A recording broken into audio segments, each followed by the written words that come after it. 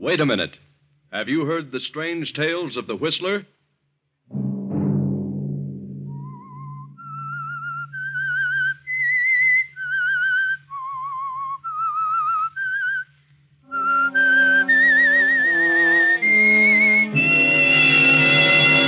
I'm the Whistler.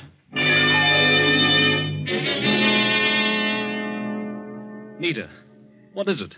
What's wrong with you? I don't know. All of a sudden, I got a terrible feeling. A horrible feeling of foreboding. I'm frightened, Tom. Another Sunday night, and again CBS presents The Whistler.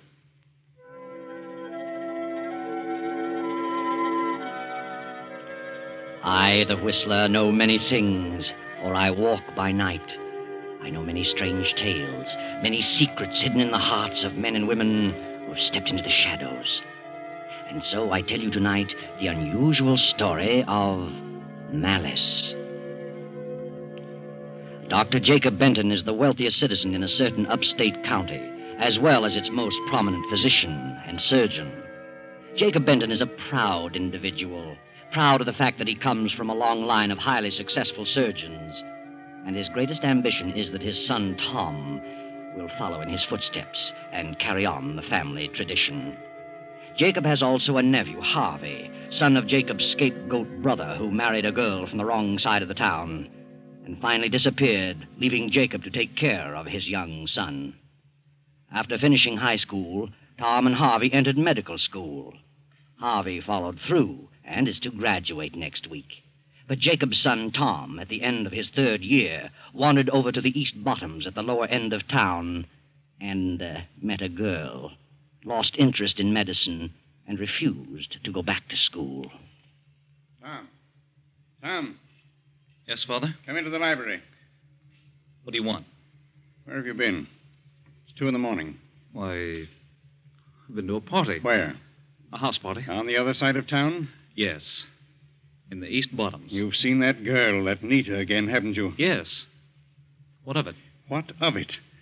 You're a disgrace to the name of Benton.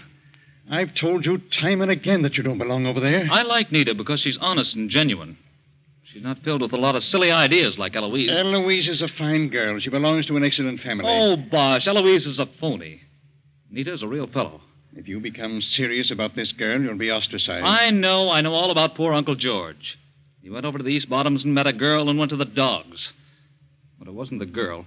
He was no good in the first place. He was a stubborn fool, just like you. I resent being told who and when and where. Are you in love with this girl? Yes. I'm terribly disappointed in you, Tom. I'd prayed that you'd become a surgeon. I don't like medicine. You were wrapped up in your studies until you met this girl. That's what you think. I'm ashamed of you. Your cousin Harvey came from the lower end of town. I made him see the light.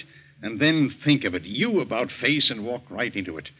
You quit school and he graduates next week. All right, his name's Benton, too. Let him carry on. He likes medicine. It bores me. This girl has made a fool of you. Oh, I could kill her. I think I'd better go to bed. Good night. Good night, young idiot. He's going to finish school if I have to... What's all the racket about down here? Oh, come in, Harvey. I heard voices. Yes, it was Tom. He's been to a party across town. Been out with that cheap girl again, that Nita. Are you sure? He admitted it. Says he's in love with her. Tossing his career to the winds over a woman like that. How long has he been seeing her? Several months, I suppose. That's why he wouldn't go back to school. All she's after is his money. How he ever met up with her, I'll never know. I'm afraid I'm the cause of that, Uncle Jacob. You? What do you mean? Well, when I was home last summer, I went over there one evening, several evenings, in fact. Tom insisted on going along. I wanted to see some of the kids. I went to school with Nita, and, well, I introduced them. Well, of all things, you were born over there, and if you insisted on going back, it was your own business. But Tom is my son. You knew how I felt about it. You had no right to take him over there. I realize that now. Well, something's got to be done about it, at once. Yes, but what? I'll put an end to it. Believe me, I'll find a way, and I'll stop at nothing.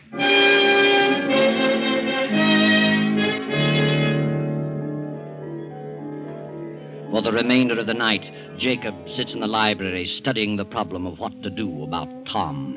And upstairs, young Harvey paces to and fro, pondering over the same question. The next morning, Harvey goes to the lower end of town to visit Nita. Hello, Nita. Harvey. Why, I didn't know you were back in town. You didn't? I came home last night. I'm going back in a few days for graduation exercises. Have you missed me, Nita? Why, yes. Why haven't you written me in the last month or so? Well, I've been busy. Been across town lately? No, why should I? Mm-hmm. You know, it's a strange thing about this section called the East Bottoms. It means more than just a place. It's a huge barrier, an insurmountable obstacle. I was born over here, same as you. But I got an idea that I could cross over, and in time I'd be accepted as one of them. But I finally realized that I would never be accepted. I'd only be tolerated. I'd never be able to practice medicine over there. I think that's all imagination. I told you I had definitely decided to come back here and settle down. That's why I asked you to marry me. I'm not satisfied here. Since when? I've never been satisfied here. You belong here, Nita. You'll never be able to cross over. You'd be miserable. I know. Maybe. And Tom would never last over here. He'd wash up, just as my father did. What are you talking about? I know what's happened. You're throwing me over for Tom. What? You're after Tom because you think he'll take you out of this.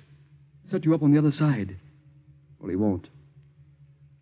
You'll have to come over here, and he won't have a dime. You're not really in love with Tom. I am in love with him, and he loves it me. It won't last a month. I'll make it last. Oh, don't be a fool, Nita. Tom's father thinks you're a good-for-nothing, and he'll never change. I don't care. I love Tom. And when it came to a showdown, Tom would walk out on you. I'm going to marry him. I've made up my mind. Then there's nothing more I can say. Goodbye, Nita. Goodbye.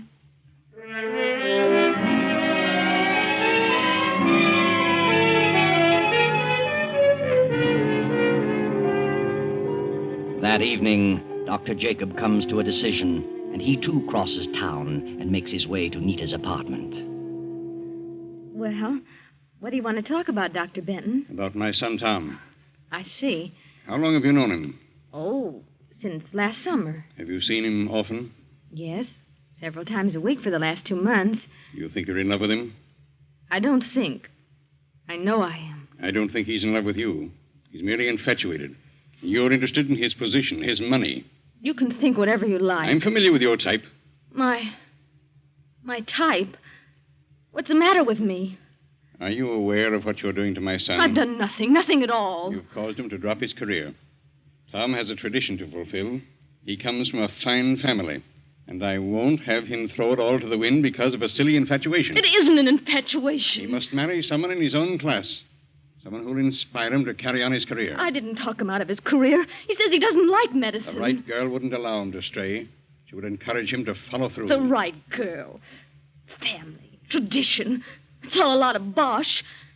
Everybody in this town has made up his mind that the East Bottoms mean the difference between somebody and nobody. Well, I haven't.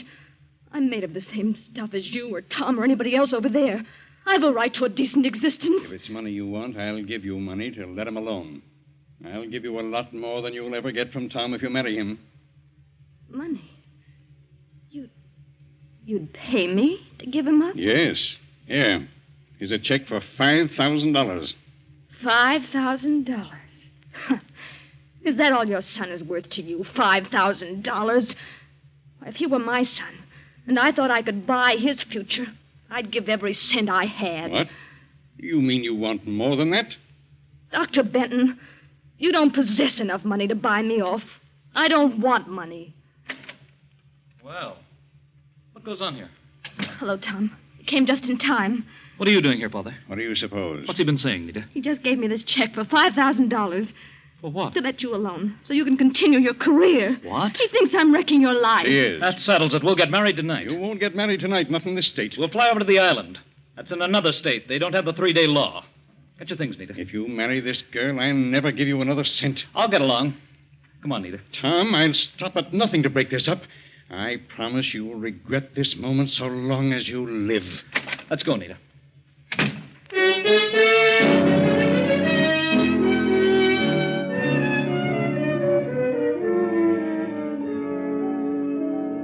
So Tom and Nita rush out of the house and drive to the airport just outside of town. A storm has come up, and the highway glistens in the beam of the headlights.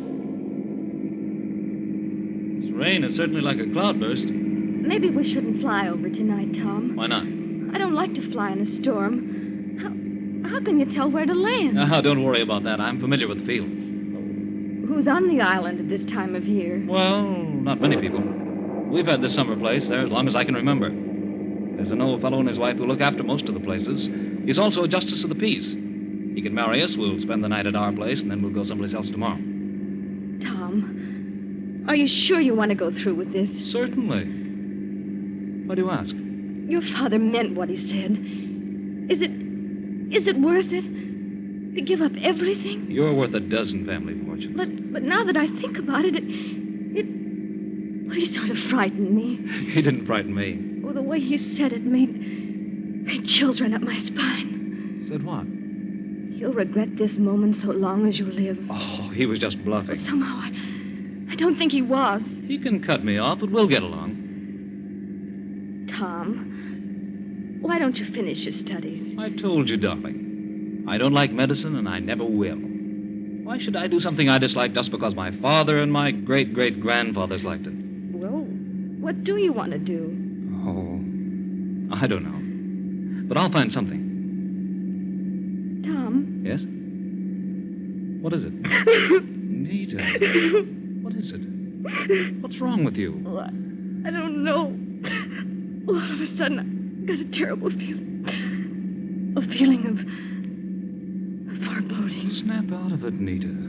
This isn't like you. I know, but I can't help it. I'm frightened. Of what? I don't know, but I am. Oh, Tom, let's turn back. Let's wait, please. Oh, no, you can't back out now. We're going through with this. But he meant it. Your father meant what he said. I know he did. Please turn back. I wouldn't turn back for all the money in the world.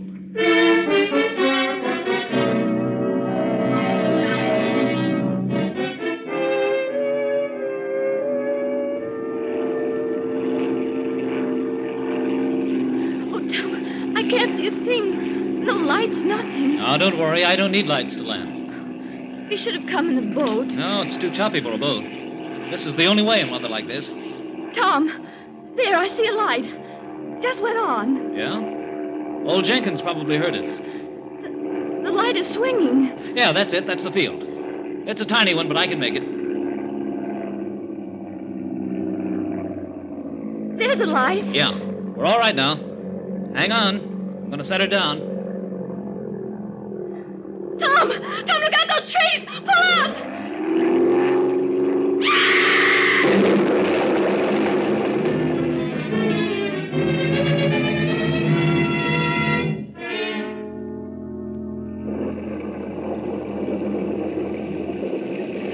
Are they dead, Pa? I don't know yet. Good thing it didn't catch fire. Oh, who are they? No. Hold the lantern down here. It's a woman. Don't recognize her.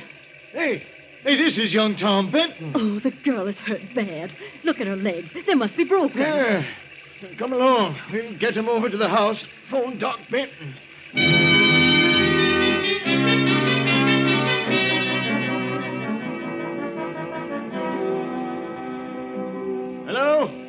Hello? Is this Dr. Benton's home? This is Jenkins over on the island. Is Dr. Benton there? Oh, is that you, Harvey? Well, you better find Doc and get him over here right away. It's young Tom. He tried to land his plane and hit some trees. I don't think Tom is hurt so bad, but the girl has smashed up something terrible. I don't know who she is. Yeah. Goodbye.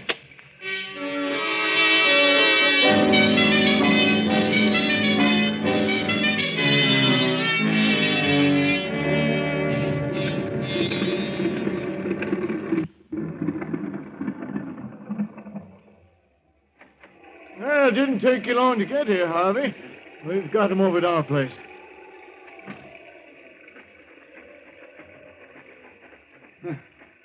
in the world did Tom hit those trees? I had no trouble seeing the field. The lights weren't on when Tom came in. Didn't even hear his motor until it was too late. He should have phoned me. He was coming. Hey, where's Doc Benton? He was out on a case. He left his patient's house, so I left a message telling him I was going ahead and to come as quickly as possible. I brought some medical supplies. Here we are. Tom's over there on the couch. They put the girl in the bedroom. Few cuts on him. Don't think he has any broken bones. Oh, nasty bump on the head. Maybe a slight concussion. Well, I better have a look at the girl. Looks to me like both her legs are broken. Nita. Poor kid. You know who she is? Yes, I know who she is. Was I right about her legs? Yes. Both rather badly smashed up. Where were they going on a night like this? I imagine they came over here to get you to marry them. Marry him? Well, I'll be darned. Wonder why he didn't phone me first. They were in too much of a hurry, I suppose. Too bad. She's in a very critical condition. Extreme shock. Better get some hot water and plenty of blankets. Yeah, right away. Get the house as warm as possible and put more blankets on Tom. I'll be right back. Martha? Yes? How is she? Harvey says she's in bad shape. Gather up all the bedclothes and coats you can. Got to cover 'em up good. Put on plenty of water to heat. I'll build up the fire.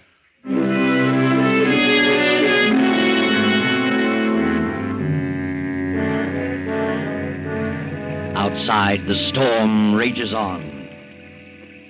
Harvey sits quietly beside Nita's bed, staring at her in a daze. Her breathing becomes shallow, irregular. A quarter of an hour passes. Then a plane motor is heard overhead. The ship sets down, and Dr. Jacob hurries to the house. Tom's over there, Doc. Tom. He's been unconscious ever since we brought him in. Can't find any fractures. He's got an awful wallop on his head. Yes. I see. No apparent concussion. He'll be all right in a short while. Get some pillows. Raise his feet. I want his head lower. I'll get them. You certainly got it hot in here. Yeah. Harvey had us do that because of the girl. She's pretty bad. Girl? Where is the girl? Oh, in the bedroom there. Harvey's in there. I'll have a look at her. Harvey. Huh? Oh. Hello, Uncle. What's the matter with you? I just... Are you crying? No, I'm just... This is a miserable mess. Fine example of a doctor you are.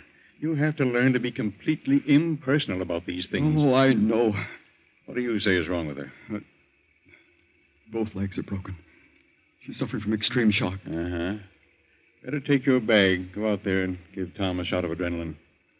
I'll attend to the girl. Yes, sir.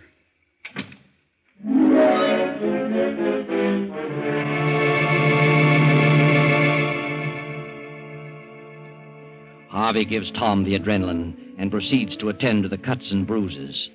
Then he moves to the fireplace and sits staring into the blaze. The storm rages on. The minutes drag slowly along. 10, 20, 30.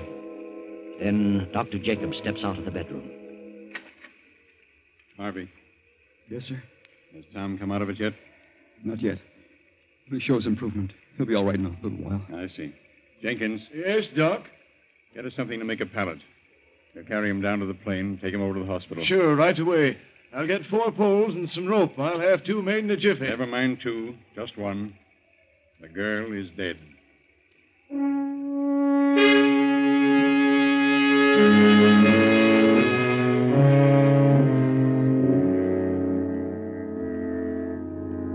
Then on the following day, Tom has fully recovered. Gradually, the events of the preceding hours begin to pass before him. The argument, the island, The plane. Nita. Nita screaming, and then the crash. And then... Nita. Where is Nita?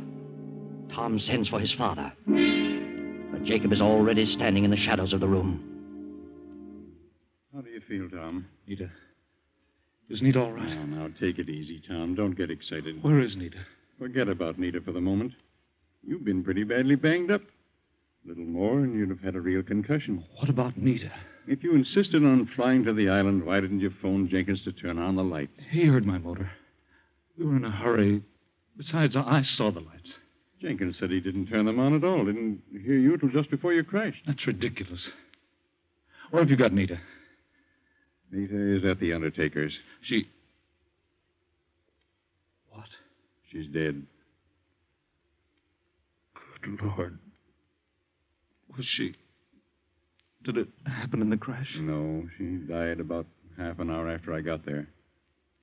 Were you on the island? Yes, Jenkins found you and called the house. I was out on a case and got to the island too late to save her. What was the cause? Her legs were broken. She died from extreme shock. Was there nothing you could do? Nothing. Did you try? I resent that inference. You should know better than that. I'd rather have had anybody in the world there than you.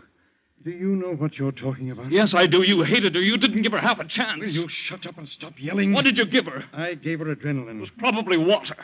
I've heard enough out of you. When you come to your senses, I'll consider talking to you. Good day.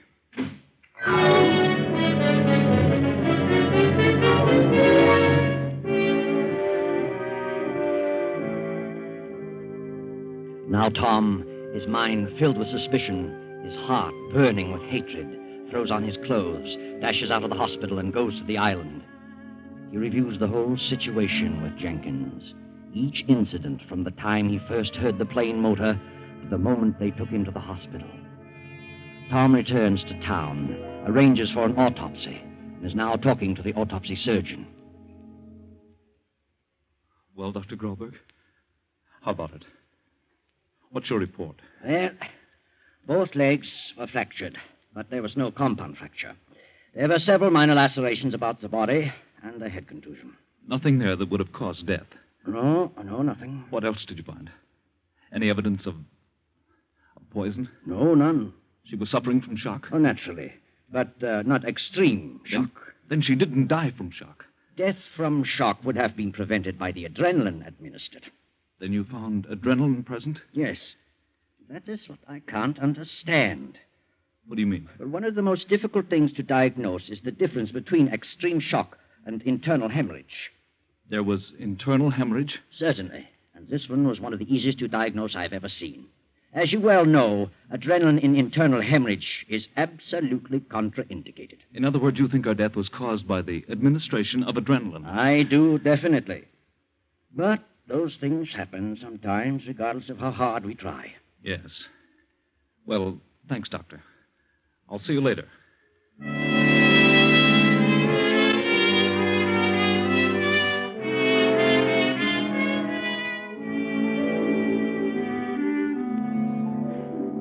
Hello, Father. Well, have you finally come to your senses? Yes. Yes, I have. I'd like to have a little talk with you. Very well. What about? I've been doing a little investigating. Investigating? Now, what are you talking about? I'm talking about Nita. Are you going to start on that again? I am. And I'm going to follow it to a conclusion. I don't want to have anything more to do with it. But I do. I've had a hard day, and I don't care to listen to any more of your idiotic babblings. How would you like to have the grand old name of Benton? The untarnished reputation of your long line of surgeons blasted to 1,000 pieces. What are you talking about? How would you like to have it known that you, the eminent Dr. Benton, the trusted, the revered Dr. Jacob Benton, deliberately and with malice aforethought caused the death of a girl? How would you like that? You're insane, positively mad. Oh, no, I'm not. I've gone back over the whole thing. I know you hated Nita. You said I'd regret the day so long as I lived. You threatened to do something, and you did. At your first opportunity. You are crazy. You did everything to separate us. You tried to buy her off.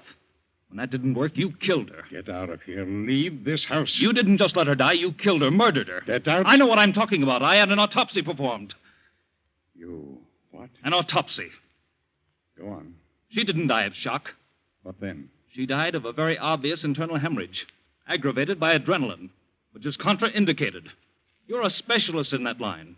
You couldn't have made that mistake in 1,000 years. But I was positive it was shock. You knew what it was. No, I must have been wrought up. I could have made that one wrong diagnosis that happens once in 1,000 times. Oh, no, I saw the body. I could tell.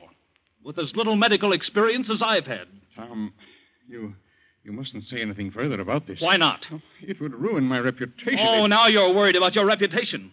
What's that compared to the girl I love? Oh, but Tom, listen to me, please. Good night. Wait a minute. Wait, Tom. Well, what do you want, Harvey? I heard you. I heard every word. So what? I can't let it go on like this. I can't let you do this to your father. What's it to you? You keep out of it. No, Tom, now listen. You're wrong. I know what I'm talking about. Nita was murdered, and I can prove it. Your father had nothing to do with it. Harvey, that's enough. Leave us alone. I won't. I can't stand by quietly and see this happen to you. I won't. Leave this room, Harvey. Don't say another word. Now, wait a minute. What are you trying to say, Harvey? I did it. Your father's trying to cover up for me. What do you mean? He wants to save my future reputation. If it got out, it would be a blot against me. What would be? When Jenkins called, your father was out. He told me what had happened. I left a note for your father, took an emergency bag, and flew to the island in hopes I could do something. Go on. I thought Nita was suffering from shock. I was terribly upset because I was in love with her. So I gave her adrenaline.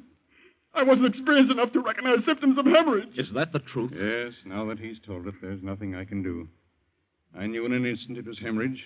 When I saw the adrenaline vial, I knew what a terrible mistake he'd made. He was emotionally upset over the girl, and I wanted to give him a chance. It was done. I tried my best to pull her through, but it was too late. I'm sorry, Tom. Terribly sorry.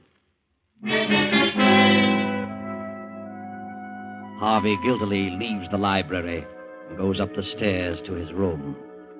Tom stands staring at Jacob, then drops into a chair and begins to sob softly. A few minutes pass, then a shot. Tom and his father leap to their feet, rush up the stairs and into Harvey's room. Harvey is sprawled dead over the desk, a gun in his hand, and on the desk a note addressed to Tom. Read it, Tom. Dear Tom, I can't stand it any longer. It's been driving me crazy from the moment I did it. Nita's face is before me every second of the day and night. I was in love with her. But when she ran away with you, I lost my reason. I imagined she'd be better off dead. I was filled with hatred. I knew she was suffering from hemorrhage, but I gave her the adrenaline in a bit of revenge. Now it's driving me mad. Forgive me. Harvey. Well, that's the end. Another case of jealousy. Another example of the futility of allowing oneself to become a victim of the green-eyed monster, jealousy.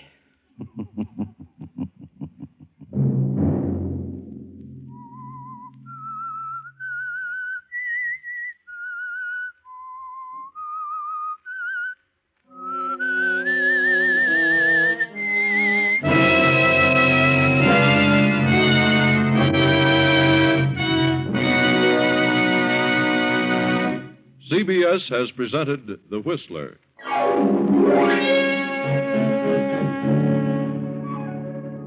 Original music for this production was composed and conducted by Wilbur Hatch.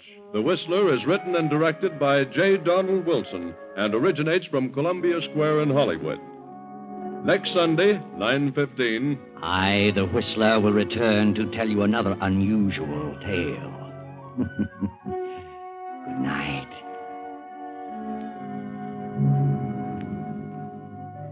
This is the Columbia Broadcasting System.